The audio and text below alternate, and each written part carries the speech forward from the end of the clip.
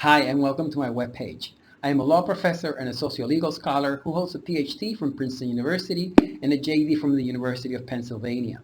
Since graduate school and throughout my almost 15 years as a law professor, I have undertaken four main research projects. The first project was on how U.S. unions organize workers in Puerto Rico.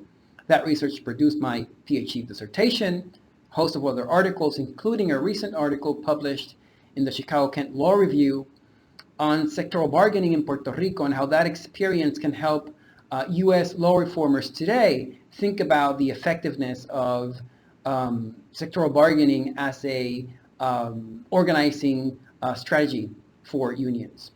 Second project was on the Labor Inspectorate and labor courts in Chile, and it produced a peer-reviewed article that came out in Law and Social Inquiry just a few years ago. I also wrote a host of other articles based on that research. Also, kind of a spin-off from that work is my book co-authored with Chilean law professor Sergio Gamonal, which we titled Principled Labor Law, U.S. Labor Law Through a Latin American Method. It was published in 2019 by Oxford University Press and won the Simón Bolívar Prize for Best Juridical Work. My third project was based in Europe and was paid by the Swedish Council for Working Life and Social Research and Stockholm University. It was related to so-called international framework agreements. These are international instruments that help protect basic labor rights in global production chains. And that research produced two articles, one published in the Minnesota Law Review and another one in the UC Irvine Law Review. My fourth and current project is about out labor and worker centers. It explores how worker centers help diffuse a pro-worker moral economy that helps reduce inequality.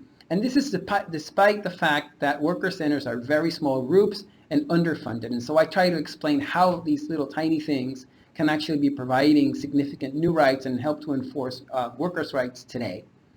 I am very excited about this book project because it is based on over a year of participant observation in a Chicago worker center called Arise Chicago and dozens of interviews. Its main argument is that while worker centers might be poor in money capital, they could be quite rich in what we call in sociology social and symbolic capital, and can use framing and narrative strategies to hobble together a package of norms, legitimating values, and institutions that is a moral economy that helps to protect workers.